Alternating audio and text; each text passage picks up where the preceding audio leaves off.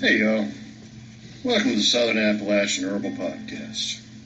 I'm Judson Carroll and I'm an herbalist. I'm also a wild crafter, a gardener, and herb grower.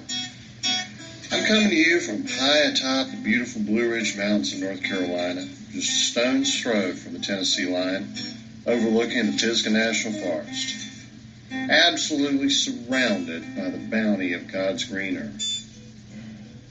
I spent most of my life wandering these mountains and learning about plants from the old timers and all sorts of characters. On this show, we'll talk about herbs and how to use them, how to find them, how to grow them, how to make preparations. We'll talk about a lot of things. We can also talk about permaculture, homesteading, foraging, and living off the land. Most anything, really. You can email me at southernappalachianherbs@gmail.com if you have a question or a comment.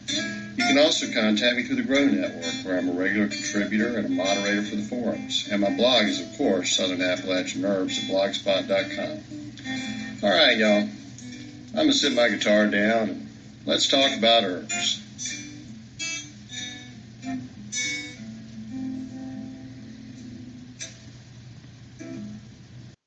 Hey, y'all. Welcome to this week's show.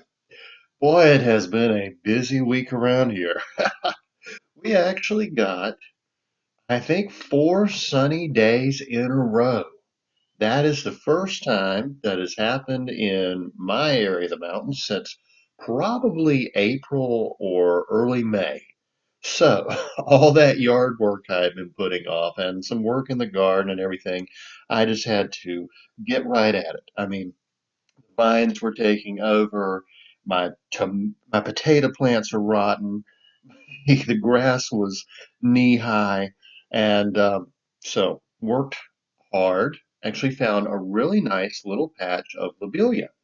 That was one nice thing about all this rain.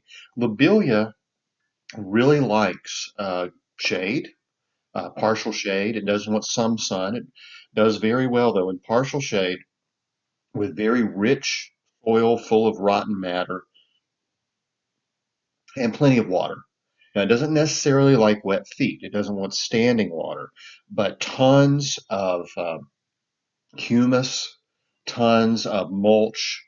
It just really thrives. And I found some of the prettiest, biggest blue lobelia plants I think I've ever found. Harvested a bunch of them and saved a couple to replant. I'm going to pot some up and try to transplant them to some good spots in my yard next year. I'm going to try to pot some up. The lobelia will overwinter. I mean, it's fairly perennial, and it will also set seed. So I should have some good plants off of this.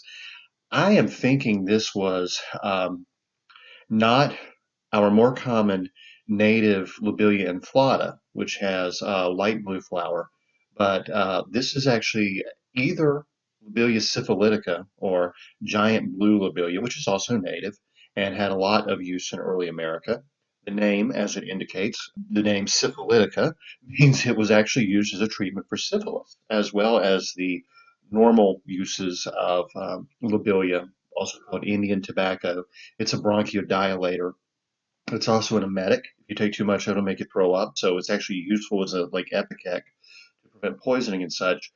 But the Native Americans, especially the Cherokee, used this one to treat venereal diseases. And the alkaloids, which are in the fresh root, were probably somewhat effective. By the time they took the plant, which was very popular in the colonial times, to England, which was just riddled with venereal diseases, the roots had dried and it was no longer effective for treating syphilis and other venereal diseases. So this is a really interesting plant. Like I said, I think it may actually be a cross between the Lobelia syphilitica and the Lobelia inflata because it looks a little like both, actually. The inflata is a much smaller plant. This is a nice big, but the flowers are a little light on the blue side. That could have had to do with soil alkalinity. I don't know. But anyway, I'm really looking forward to growing some of this out. I'm looking forward to drying some, tincturing it, drying some for smoking. It helps with, asthma attacks and such. And I'll do a video on that today. So you get to look forward to a video. I had planned to do a ton of herb videos this summer, but with just pouring rain almost every single day, I did not get to. I may be able to squeeze in a few more this year, but I definitely did not do the dozens that I had planned. So we'll look forward to that for next year. There's always a silver lining in that I know what I'm going to be doing next year. I know that I've already figured out which books I'm going to be writing, and I've got a whole lot of videos on the list. And these videos are free. This is free herbal instruction, and I just do it as a service. Like I've said before, I want everybody to know this stuff. I want you to be able to take advantage of kitchen medicine.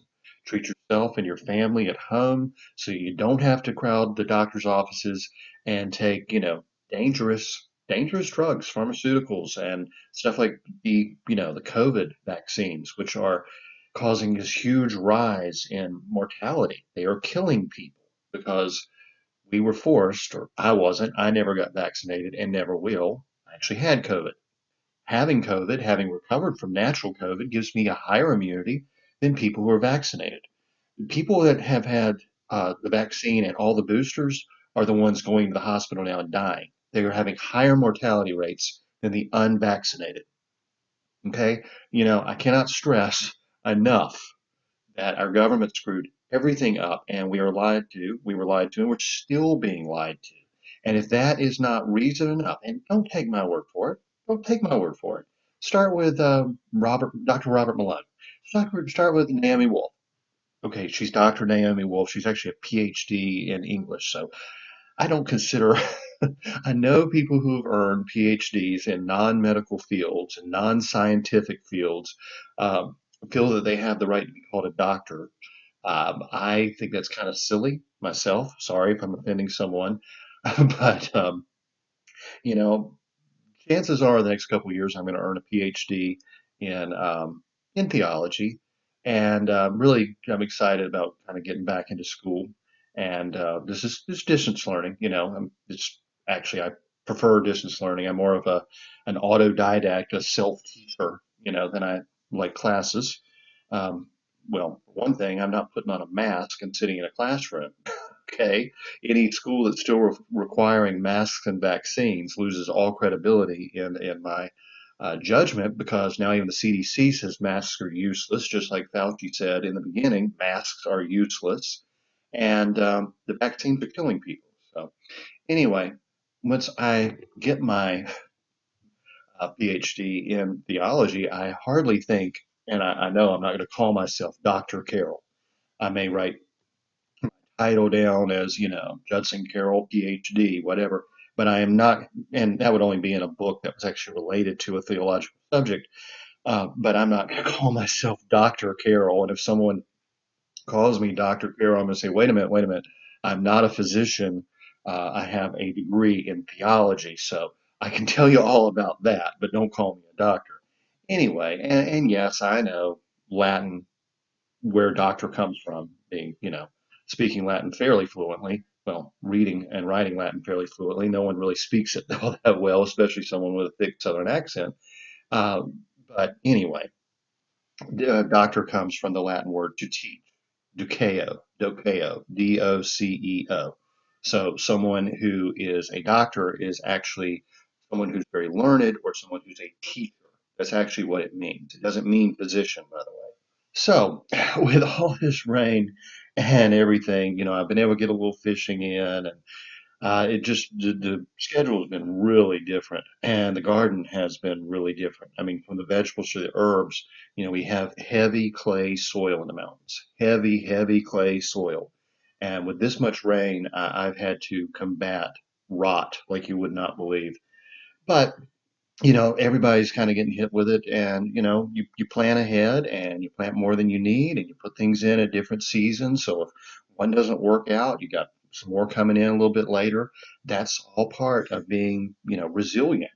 That's all part of resilience, which is something I always stress.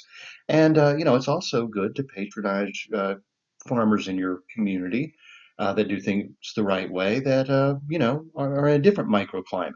Whereas I'm getting a ton of rain, you go down to, just off the mountain, like an hour or so, and they've been fairly dry. They've had some big thunderstorms, they've had some flash flooding at times, but the month of August for them was almost semi-drought.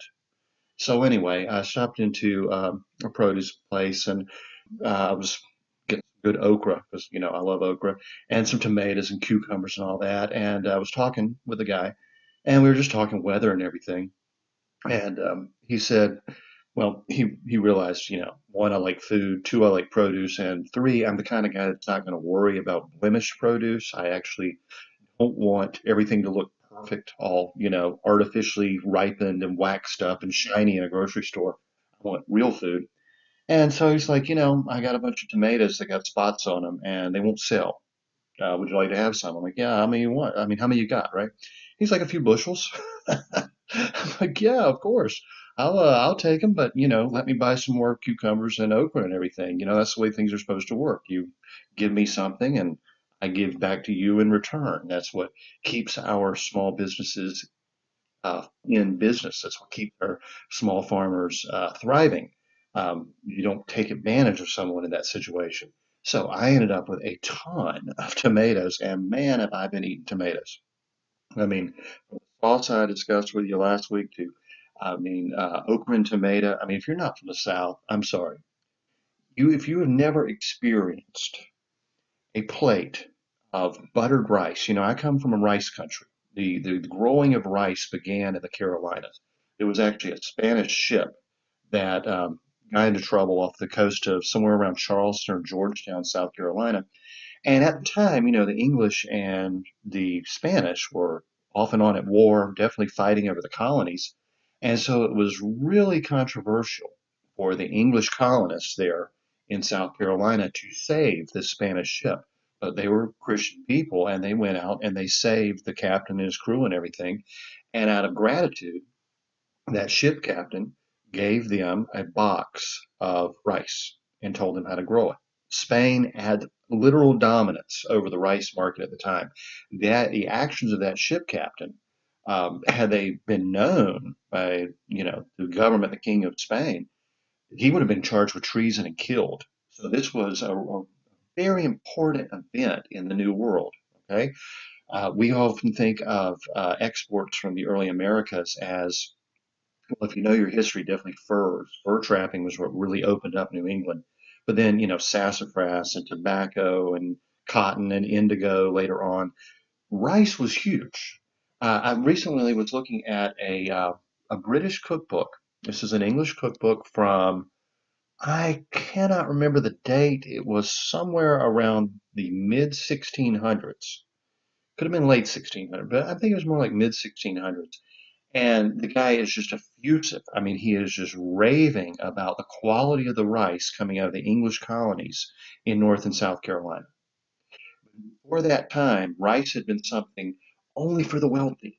The elites could get rice imported via Spain. Only the wealthy in England had access to rice. And like rice pudding, which we don't think of as much of dessert now, was something only the wealthy could have. Okay. And how the British are known for having really bad teeth. Rice pudding was a dessert that they could enjoy with even bad teeth. And it was really, I mean, expensive for the time. People actually kept their rice locked up in safes within their house if they had rice. Like chests, with big locks on them and cupboards with big locks. I don't mean like a combination safe. But rice culture begins really from like Wilmington, North Carolina, down to Savannah, Georgia, long before it ever went over to Louisiana, long before it ever got established in Texas, and of course, century before it ever, well, 2 centuries before it got established in California. So I come from a rice culture, and I am telling you, to me, a dish of buttered rice is, I mean, just one of my favorite things. And people say, that's got to be bland. No, it's really not. You take a good long grain rice, like our heirloom Carolina Gold. It's not native, but it's heirloom Carolina Gold rice. Cook it. I mean, it's just rice and water and salt. Cook it. Serve it with some butter, and it's absolutely delicious. But the only thing more delicious than that is to cover that rice in okra and tomato. Chop up that okra and cook it down in a little pork fat with some crushed tomatoes.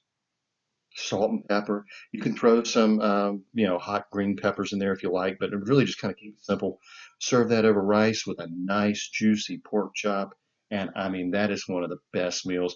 It's like Joe Barnett was, I guess he's still around. I hope he's still around. He was a real character. He's the shrimp and grits champion, and he lives in Washington, Georgia. Washington, Georgia is one of my favorite towns on the face of the earth. Beautiful antebellum architecture, friendly people, about 45 minutes or so northeast of Athens, Georgia.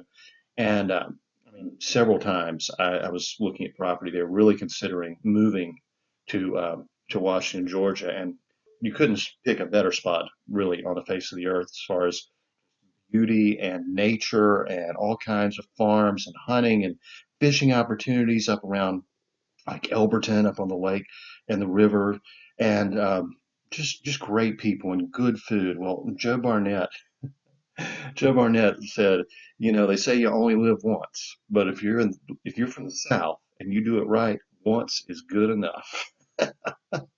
And when you get a meal like that, you know it.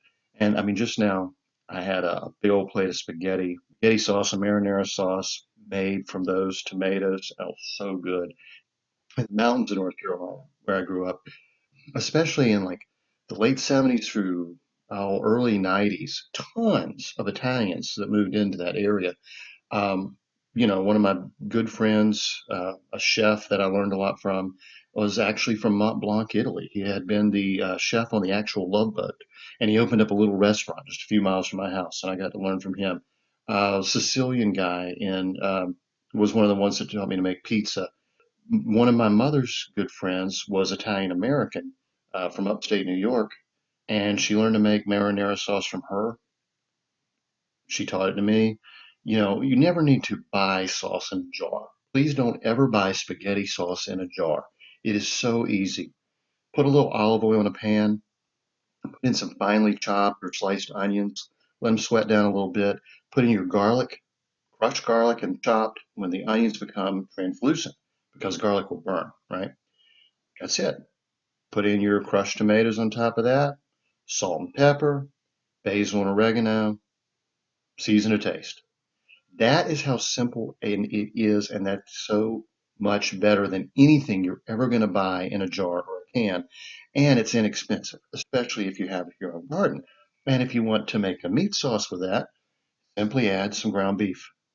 That's it. Brown up your ground beef, then make your sauce and mix it all together and let it simmer and come together. If you want to make, what my well, a lot of the families I grew up with were also from New Jersey, and Italian Americans. They always made Sunday gravy. It's just all these kind of scraps of meat simmered in that sauce. You may have some Italian sausage in there. You may have some beef, some veal, some pork, some chicken, whatever, just simmering in that sauce. They do what's called a brujole, which is so good. You take like a flank steak and pound it out nice and thin. Take a mixture of breadcrumbs and herbs and Parmesan cheese and spread it on there. Roll it up and tie it. Brown it on all sides. Put it in the pot. Pour your sauce on there. Let it simmer for hours until that meat starts to fall apart. And it's just good eating. It's just good. I mean, that is just universally beloved home cooking. And when someone's had a bad year in the garden and they got a couple of bushels full of tomatoes full of spots, you can can some up. You can make a big thing of spaghetti sauce. You can have okra and tomato. There's a million and one uses for it. Never waste produce. Never waste good food. At the very least, even if it's beyond the point where you want to eat it, if you got a few chickens in the backyard, the chickens will eat it. And even then, if even the chickens won't eat it, it can go in the compost pile so it becomes nutrition for the next year's garden. Food should never go to the dump. Or like our government does. Yes, the same government that enjoys poisoning us with these bad vaccines. Do you realize how many hundreds of tons, how many thousands of tons of food our government incinerates every year to keep market prices stable? They destroy tons of milk, eggs, vegetables, you name it, to keep market prices stable. Meanwhile, we hear, famines in the world. Well, that food could actually be going to help those people, but no, in the wisdom of our government, they would rather burn it. Okay, sorry. I, you know, The other interesting thing, of course, that happened this week was the president called half of America enemies of democracy, called people like me fascists when he's the guy that wanted to force everybody to wear masks and get dangerous injections or lose their jobs. I'm a little angry about it. I anybody who listens to my show knows I'm all about Christian love and brotherhood and the family of man and taking care of your neighbors and loving your family and being ecumenical and having dialogue with people of other religions and ethnicities and backgrounds. There's not, trust me, the actual definition of fascism is when the government controls business and the economy. Business funds the government and government mandates the businesses.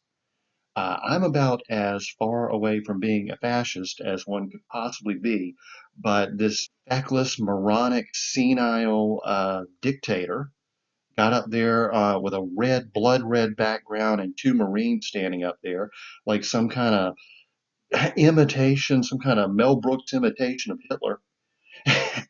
And if you ever, yeah, what was it? The Producers, great Mel Brooks movie. I expected Joe Biden to start singing "Springtime for Hitler" in Germany any moment, right? And then he's calling half of America fascist. And to my ex-girlfriend who said she just couldn't support Donald Trump because he was so divisive. Hon, you need to maybe take a listen to Joe Biden's speech and then tell me again how divisive Donald Trump was. Anyway, now let's get into some herbs. And the herb we're going to get into this week is one I've been eating a lot of this the past few weeks. Dock. Docks and sorrels are edible greens. They're foods we forage for. They're very similar. Docks grow much larger. Sorrels, the most common one you probably are familiar with is wood sorrel. Wood sorrel looks like shamrock. But then there are other sorrels that are improved and larger that grow in the garden that are used as salad greens. And there's sheep sorrel, the plant we used to call sourweed as a kid. It was my favorite thing to pick up and chew. I mean, it was like like Sour Patch Kids candy, but it was natural, just growing right there. You pick it up and chew it. Uh, Docks really love damp ground. So with all the rain we've had this year, dandelion greens have grown huge, almost as big as romaine lettuce leaves, believe it or not. And the docks are about twice that size. Docks and sorrels, I guess if I was going to describe the flavor, and this is one of the reasons I really love these plants as wild edibles, they taste almost like spinach that's had lemon juice squirted on it. They are really delicious.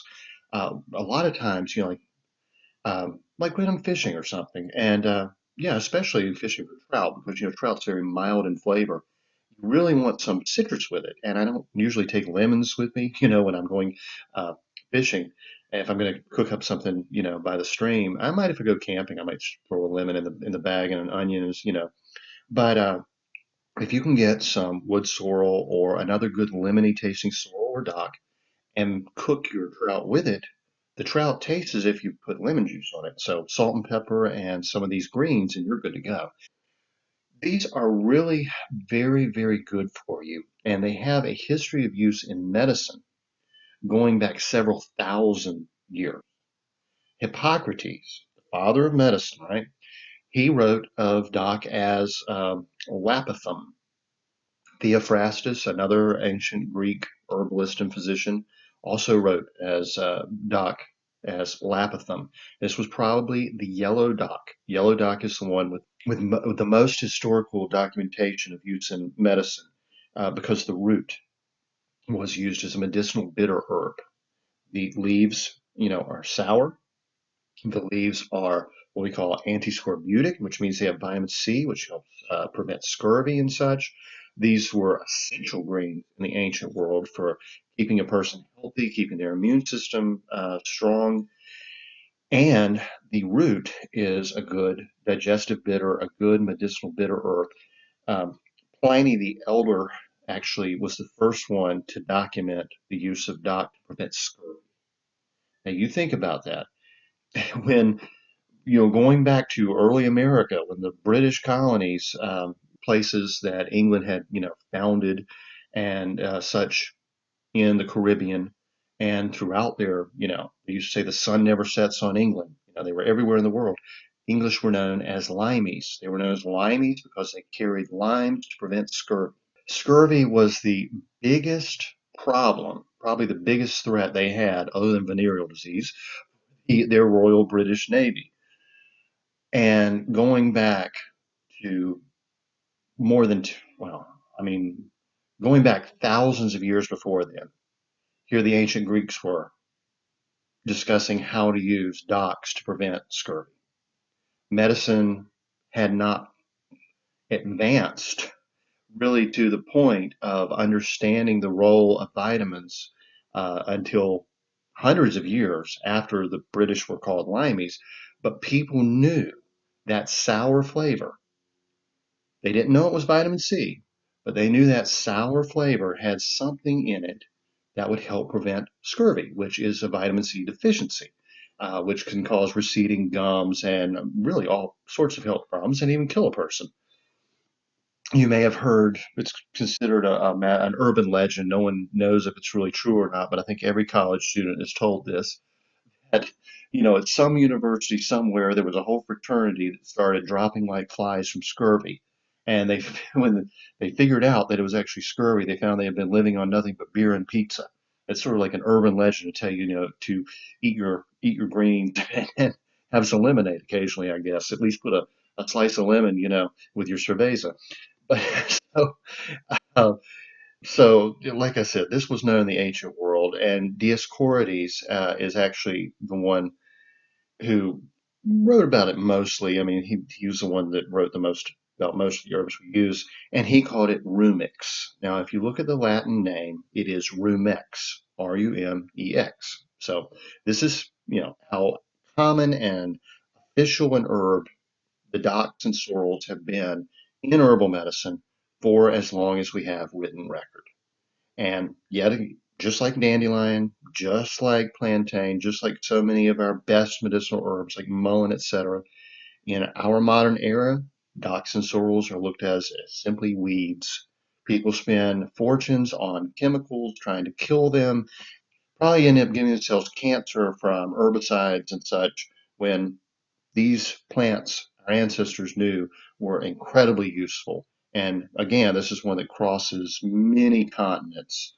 The Native Americans had use for docks and sorrels, just as did the British, just as did the ancient Greeks, and who knows how far back, certainly the Chinese. And, you know, this has been universally used for medicine. Dioscorides said that the specific dock or sorrel he was speaking of, he named it Lapithum and said it was also called Oxylapithum, etc. Grows in marshy places. Said they like damp feet. They like wet feet. He said it is hard and somewhat pointed toward the top, but at that time they already had one that was growing in the garden that was more refined than the wild, and that's the ancestor of our modern sorrel, which is still a very popular salad green, and in English and in England and France, very popular soup ingredient. They make sorrel soups, cream of sorrel. We really need to get more into that. We need to be eating more of these wonderful greens in soups. And, they can be blanched, they can be frozen, and that's a way we can have them through the winter. There's nothing quite like a nice hot bowl of a cream soup, especially if it's got, docks and sorrels and nettles and such in it. In a cold winter day, it's going to support the immune system. It's going to warm you from inside. Put a bunch of black pepper in there, and you're going to feel pretty good on a cold, snowy, rainy, whatever, icy winter day.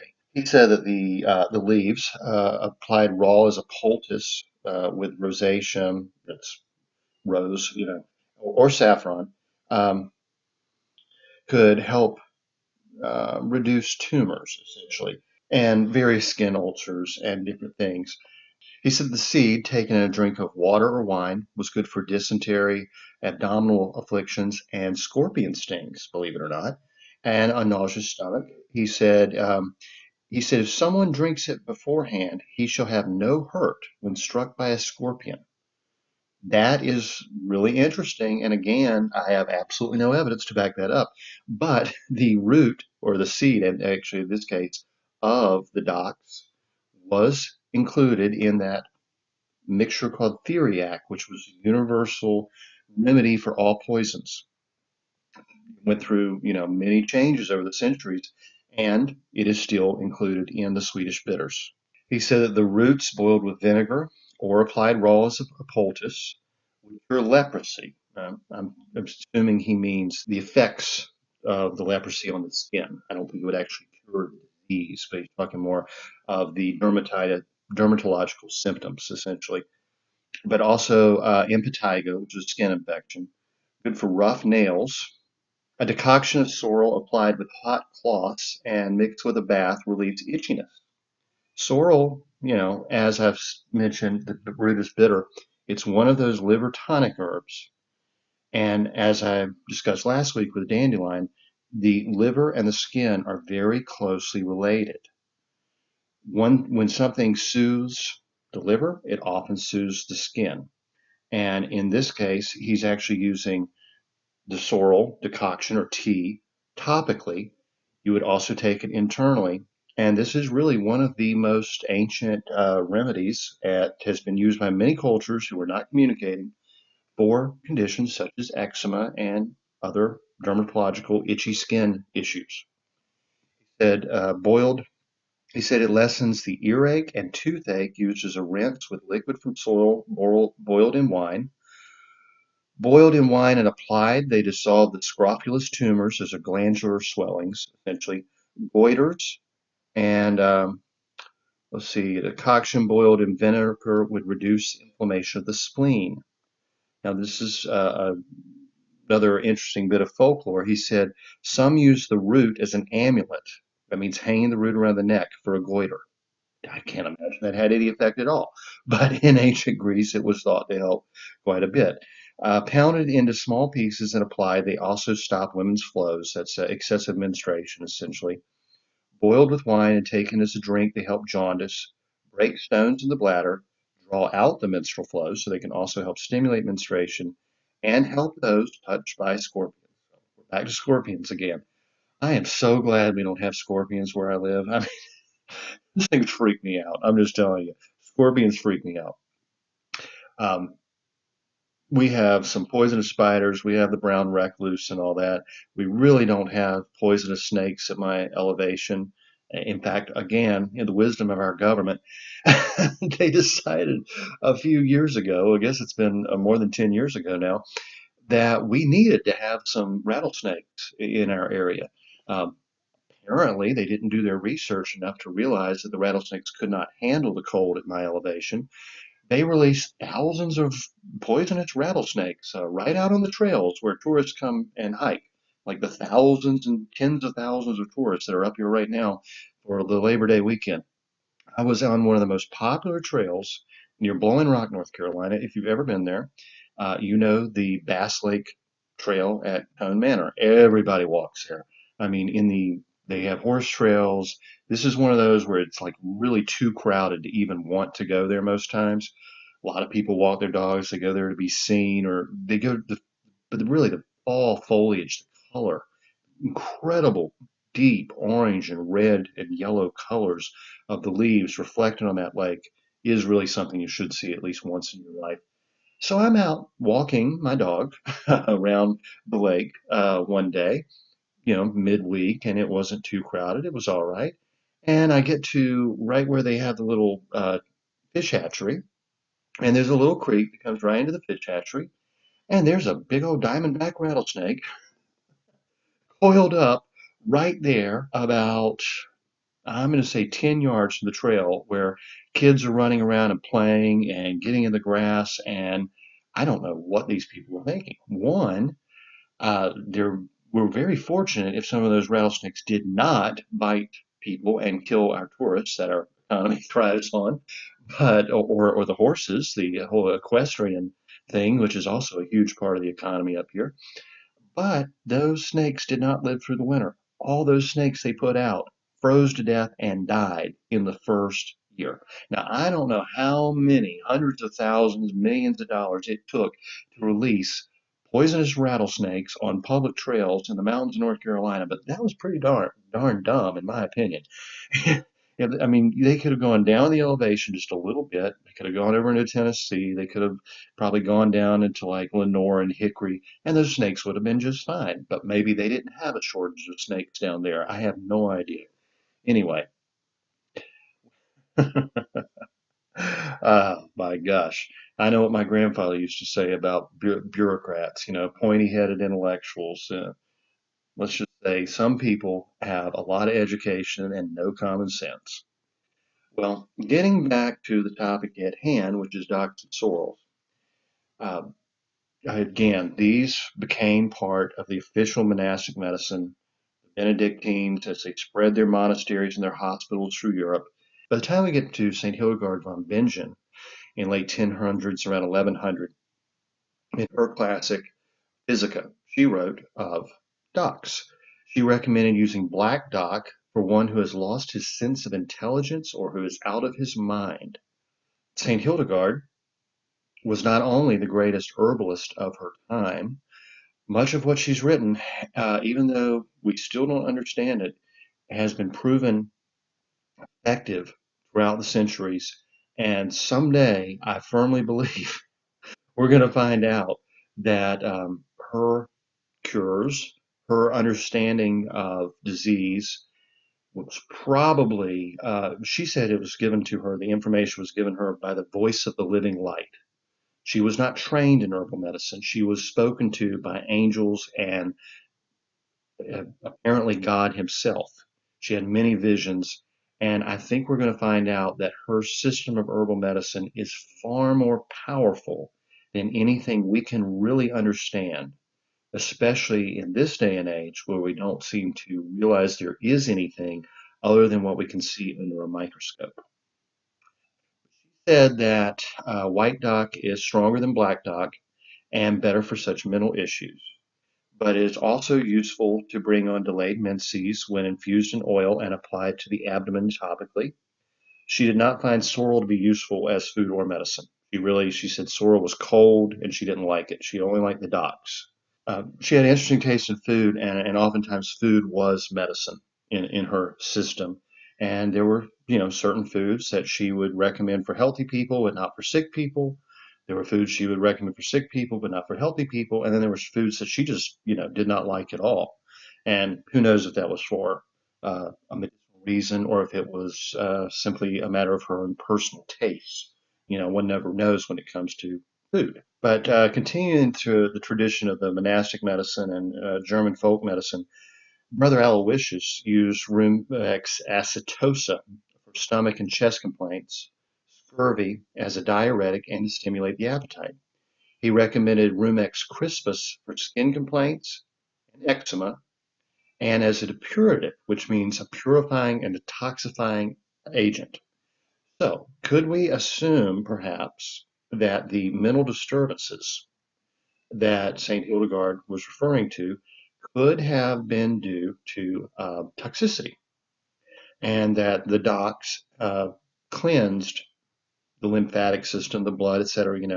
There's a lot of controversy over saying a blood cleanser, but because of their rich content of vitamin C and because of their stimulation of the digestive organs, their anti-inflammatory properties, etc., um, could help detoxify the system. Well, we know, for instance, that coriander or cilantro can remove heavy metals from the body. It's very good for reducing toxicity. We know that poke greens are a lymphatic. They actually purge the lymph system, whether you eat them as greens or you're using a tincture of poke root or poke berries.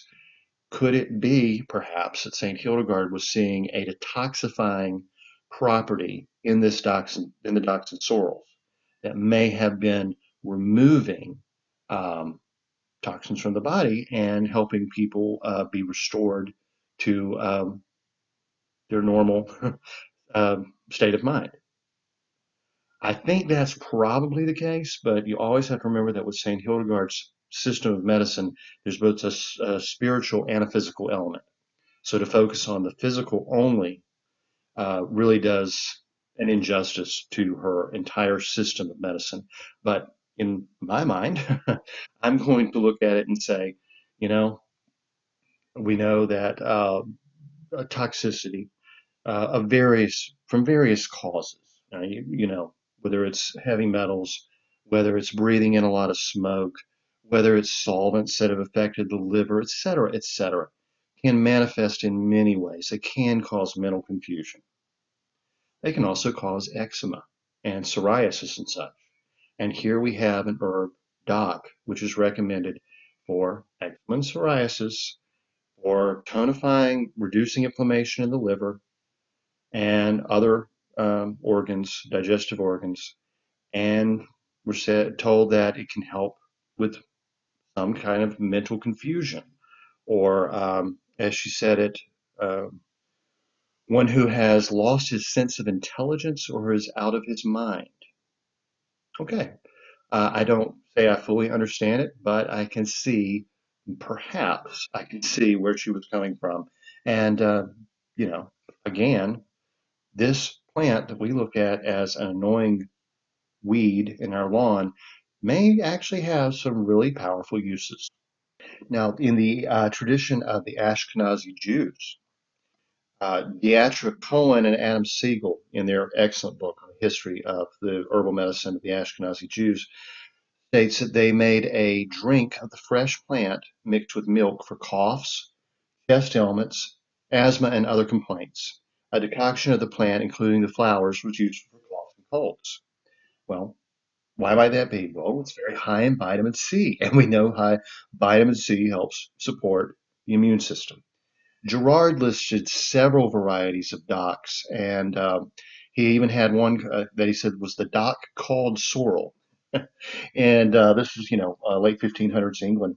He said that the seed of the docks was very astringent, that a powder of any of the docks, any kinds of docks, he said, drunk in wine, stoppeth the lax and bloody flux. What does he mean by that? Well, what they stopped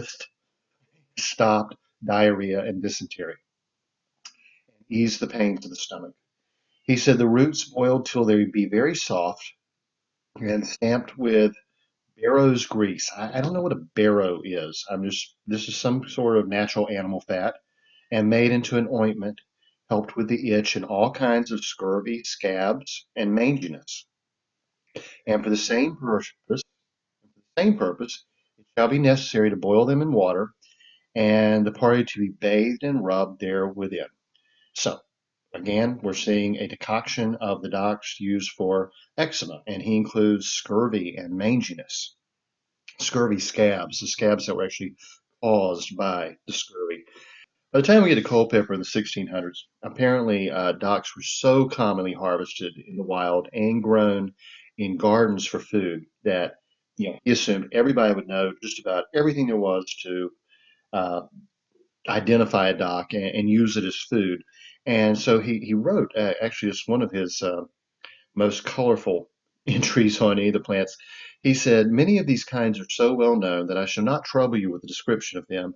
My book grows big too fast, and boy, can I identify with that. I mean, you may have noticed that some of my books are well over 400 pages, and when I start out, I'm literally trying to keep them at 200 pages or less. One thing, I don't make as much money off of big books. The longer the book, the less commission I actually get. But when it comes to writing about these herbs, yes, our books often grow too big too fast because there's so much to say. And speaking of which, under the government and virtues of docks, he said all docks are under Jupiter, of which the red dock is commonly called bloodwort and cleanses the blood. It strengthens the liver. The yellow dock root is best to be taken when either the blood or the liver is affected by cholera. All of them have a kind of cooling, but not alike, drying quality, the sorrel being most cold and the bloodworts the most drying. Of the burdock, I have spoken already of it by itself. Burdock is actually a different plant, and we've discussed that under its own heading. But at that time, the burdock was considered one of the docks.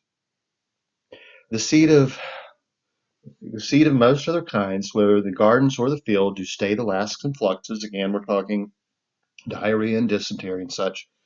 The loathing of the stomach through choler, um, Essentially, he's saying it helps stimulate appetite, if you're sick and you lose your appetite, and is helpful for those that spit blood. So he's talking about tuberculosis.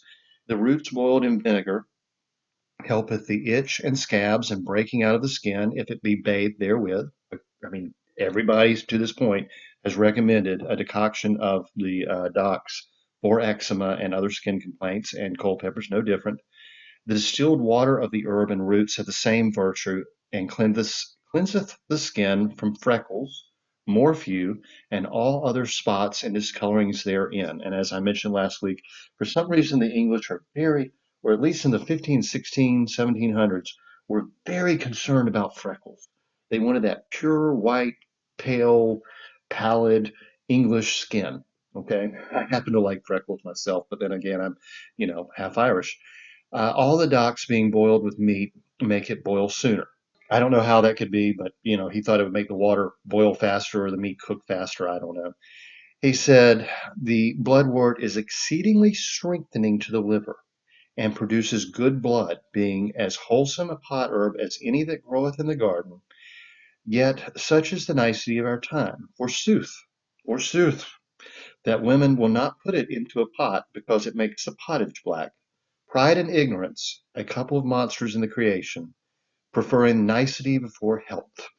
So that's Culpeper again. I tell you, he had included an insult to somebody in just about everything he wrote.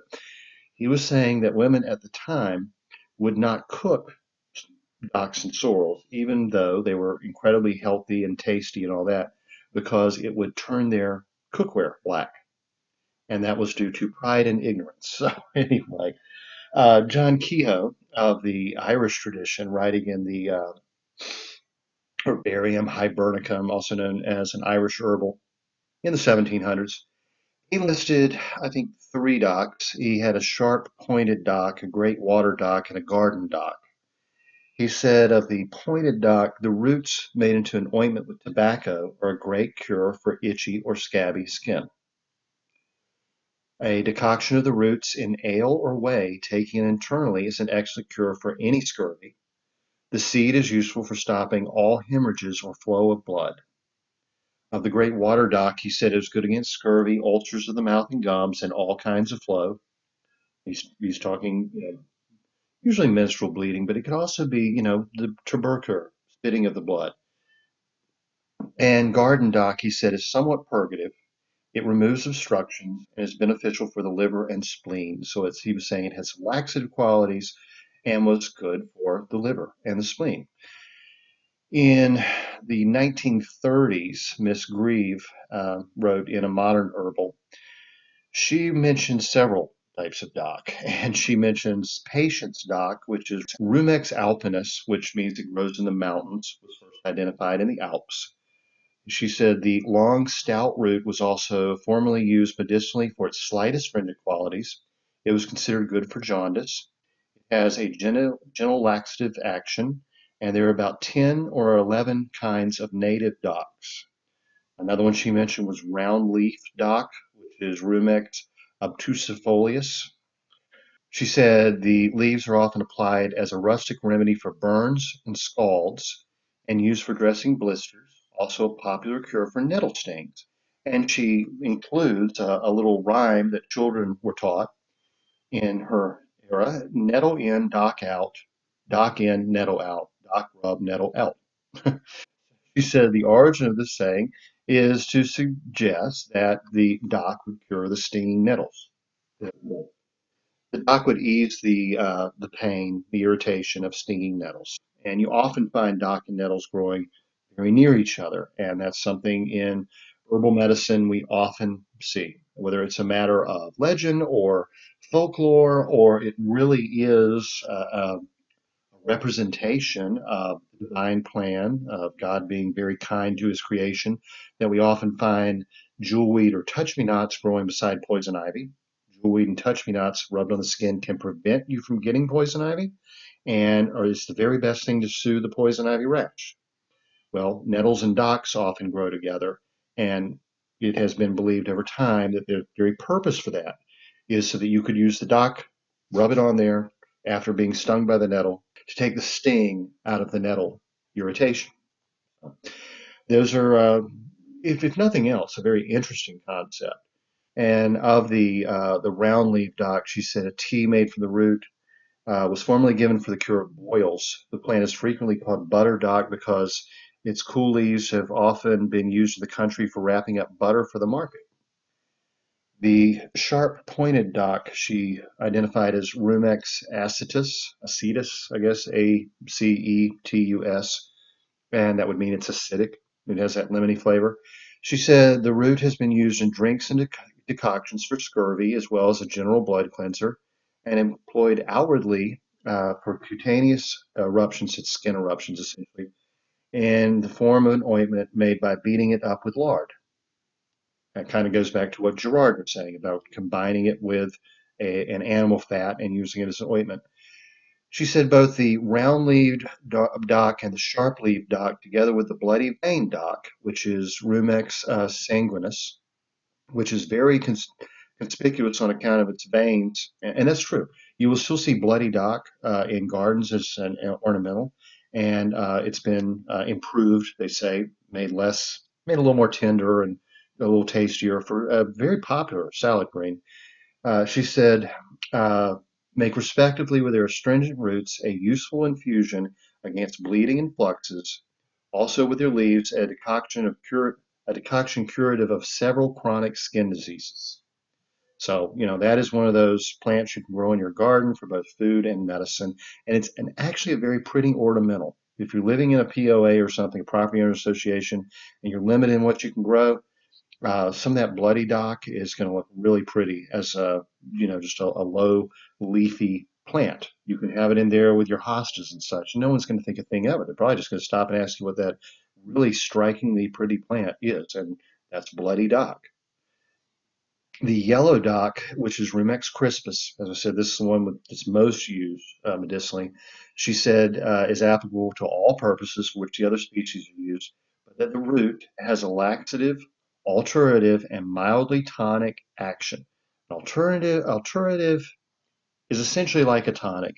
It's thought to generally, gradually bring the body back into balance and health. That's really all that old word means. It's sort of a word that isn't used much anymore. And she said it can be freely used as a tonic and laxative in rheumatism, bilious complaints, as astringent in piles, bleeding of the lungs. It is largely prescribed for diseases of the blood and from spring eruption, scurvy, scrofula, chronic skin diseases. It is also useful in jaundice and is a tonic to the stomach and the system generally.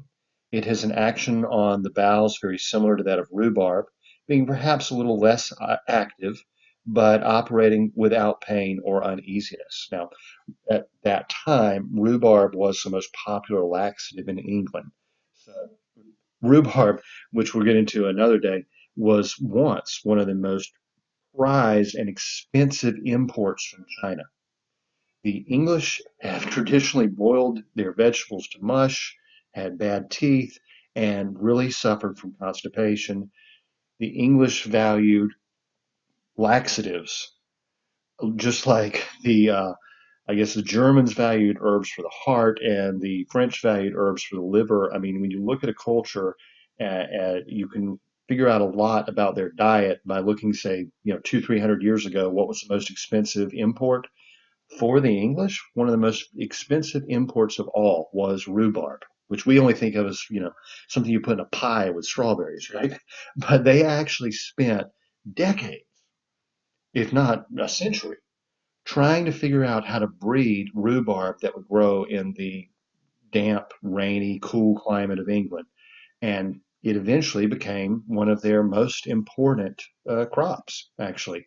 And the first rhubarb pie doesn't even show up until around 1800s or so in Vermont. I mean, it was literally considered a laxative medicine, not really a food. And now we enjoy it just as food. It's one of our first spring vegetables that, can be treated like a fruit. I mean, it really goes great with strawberries.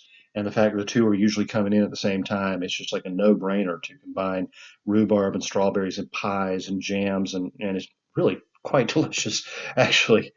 She says rumicin is the active principle in yellow dock and comes from the root, containing chrysorobin, a dried extract which is prepared officially. By that she means you could buy the extract of yellow dock in pill form in a pharmacy in the 1930s. It was part of official medicine. Your doctor would have prescribed you dock. So, in this day and age where we think that herbal medicine, many physicians, I won't say most, I'm going to say physician instead of doctor, right? Because they may not be as learned as they claim to be. Most physicians would say that, herbal medicine is just, superstition and witchcraft, and you got to have these pharmaceuticals that are made in laboratories. Well, in our grandparents' time, 1930s, great grandparents' time, your pharmacist would have had these capsules made from common yellow dock, which we consider a weed now, and your doctor would have prescribed them to you for liver issues, glandular swelling, skin complaints. And not only did they work, you know, they actually probably work a whole lot better than things that are being prescribed right now. She listed several other docks, of course, red dock, great water dock. And that one, she says that the great water dock was the one that was mentioned by Pliny and said it was good for loose teeth, essentially. And those loose teeth and spongy gums would have been caused by scurvy. Turning to Native American use, the Cloverleaf Farms Herbal Encyclopedia says that the Iroquois used tea made from the roots to treat an upset stomach, kidney problems, general bowel problems. Many tribes, including the Blackfoot, Paiute, and Shoshone, use the herb topically by applying mashed roots to sores and swellings. Sorrel is an ingredient in the Native American anti-cancer remedy known as Essiac. Okay. Essiac's a little controversial. I'm not going to get into it right now, but many people swear it is an excellent herbal cancer remedy. I have said many times I do not discuss herbal cancer remedies because I don't know if they work or not. I've never tried them. I don't have cancer, thank God, and I don't want to get somebody's hopes up. I'm not a I'm not like, let's say, a certain herbalist who passed away a few years ago who was famous for charging very wealthy people, celebrities like Michael Jackson, hundreds of thousands of dollars with magic potions and for such things as cancer cures. I only am going to tell you what I know. And I think such charlatans rightfully give herbal medicine a very bad name when the force of their guru type personality gets someone's hopes up and um, maybe prevents them from seeking more effective treatment, all to make a lot of money. I think that is probably one of the most evil things a person can do. But Essiac includes burdock, slippery elm, Chinese rhubarb. So Essiac also includes burdock, slippery elm, and Chinese rhubarb. Western herbalists learned of it early in the 20th century when a Canadian nurse observed the recovery of a breast cancer patient who had used the formula for some 20 years previously. The nurse began using it with great success, and despite attempts to extract the formula for financial gain, she stood firm in giving it out to whomever needed it without charge. Despite the successful treatments, no proper clinical trials have ever been undertaken when it was understood that it could not be exploited. So, could it be that Native Americans put together an herbal formula that was very effective in treating cancer? Yes, it certainly could. Could it be that the reason we don't have this commonly in our Western medicine and our modern medicine is because it cannot be patented and sold by a drug company for $1,000 a pill? Yes, it absolutely could. Could it be that this combination of herbs does not do anything to help cancer? Or that it's a placebo effect, or that it maybe helps some cancers and not others? Sure. I got no idea. Like they said, there have never been good, proper clinical trials on this. If it's something you're interested in, you can find a wealth of information. ESSIAC. There are books about it. It's one of the most written about herbal formulas in Western herbalism. So I'm just going to put that out there. If it's something that interests you, you're going to have to do your own research. They go on to say that this sorrel was also used by the Aztecs, who used it as a diuretic. Their name for it actually has something to do with urination, essentially. And in the 1629 treaty entitled Heathen Superstitions That Live Among the Indians Native to the New Spain, it was described as an Aztec remedy using the herbs as an enema to treat stomach ache and fever. The roots and leaves were also ground and sprinkled into wounds and sores. So long history of use among native peoples from the Aztecs, well, to the Iroquois. That's like, one end of the continent to the other, essentially. Docs considered to have official use in American medicine, King's Medical Dispensary, 1898. Under actions, medicinal uses, and doses, the roots are decidedly alterative and tonic. Like as I said, it's something that gradually brings the system back into health. Tonic means tonifying. It's two words that are very similar and slightly different. We'll just go with that. Mildly astringent and detergent, and are eminently useful in scorbutic, cutaneous, scrofulous. These are all okay. Scorbutic, we're talking again scurvy, we're talking the lack of vitamin C. Cutaneous means skin. Scrofulous means those, swollen glands. Cirrhosis, which means liver cirrhosis, and syphilitic affections. Things that, symptoms of syphilis, we'll just go with that. Leprosy, elephantiasis, etc., for which we prefer the Rumex crispus, which is principally employed for its alternative and tonic influences in all cases where they are desired. In bad blood with skin disorders, it is exceedingly efficient, acting decidedly upon the glandular system, removing chronic lymphatic enlargements, and especially influencing those conditions in which there's a tendency to indolent ulcerations and low inflammatory deposits. It should be used both locally and internally, both locally and internally. Okay, again, you're using it as a wash or decoction of poultice and taking it internally, or as an ointment. You're taking it internally and externally. Small doses of Rumex are useful in nervous dyspepsia. That's essentially a nervous stomach, an upset stomach with epigastric fullness and pain, aching, darting pain in the left chest, flatulent distension of the stomach. That's gas pains, essentially. It is said to check the painless, watery diarrheal discharge. Rumex is employed for cough with a sensation of fullness in the chest, with sighing, yawning. A lot of times that can be caused by liver inflammation, by the way. It is most valuable in respiratory infection, showing impoverished and vitiated blood.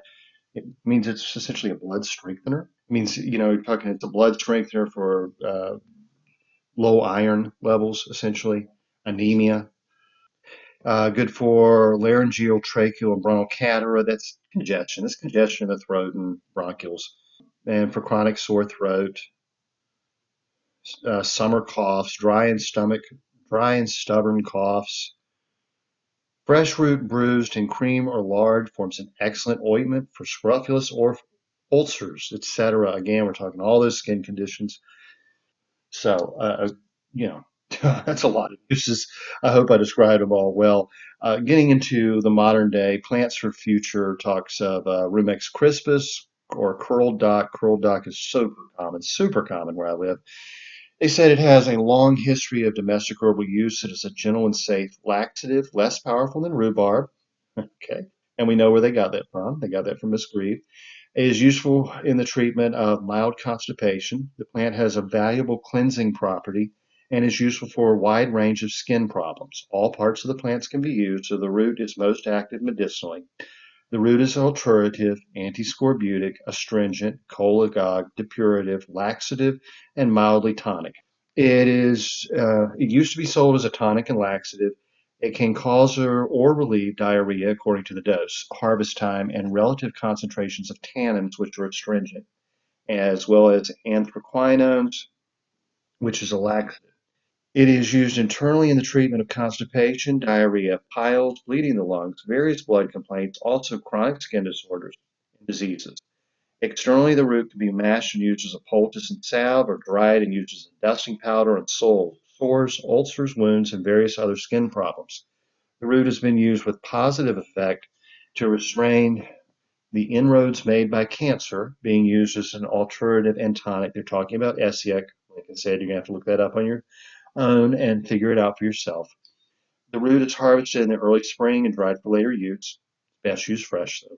And I guess that's a lot more than you thought you'd ever hear about docks and sorrel. So I think we've covered just about everything. For me, it is a plant I have literally enjoyed these plants, both the docks and the sorrel, since I was a very small child. I always loved the sheep sorrel, the sourweed. I always loved the sour flavor of these plants. I cook with them a lot. I forage for them a lot. I don't actually grow them in the garden because I have so many wild all around me. But I probably should start doing that and, yeah, using them more medicinally. They're great as food, but they're also very powerful medicinally. So y'all have a great week. Talk to you next time. Please remember to buy my books. That's what enables me to do all this. Your support of me enables me to take my time and give you all this information. And Substack newsletter, it's free. If you want to sign up for it, you'll get my articles, you get the podcast, you get all kinds of great stuff. That's Judson Carroll, Master Herbalist, or judsoncarroll.com. Have a great week, and I'll talk to you next time. The information in this podcast is not intended to diagnose or treat any disease or condition. Nothing I say or write has been evaluated or approved by the FDA. I'm not a doctor. The U.S. government does not recognize the practice of herbal medicine, and there is no governing body regulating herbalists. Therefore, I'm really just a guy who studies herbs. I'm not offering any advice. I won't even claim that anything I write or say is accurate or true. I can tell you what herbs have been traditionally used for. I can tell you my own experience and if I believe an herb has helped me. I cannot nor would I tell you to do the same. If you use an herb anyone recommends, you are treating yourself. You take full responsibility for your health. Humans are individuals and no two are identical. What works for me may not work for you. You may have an allergy, a sensitivity, an underlying condition that no one else even shares and you don't even know about. Be careful with your health. By continuing to listen to my podcast or read my blog, you agree to be responsible for yourself, for your own research, make your own choices, and not to blame me for anything ever.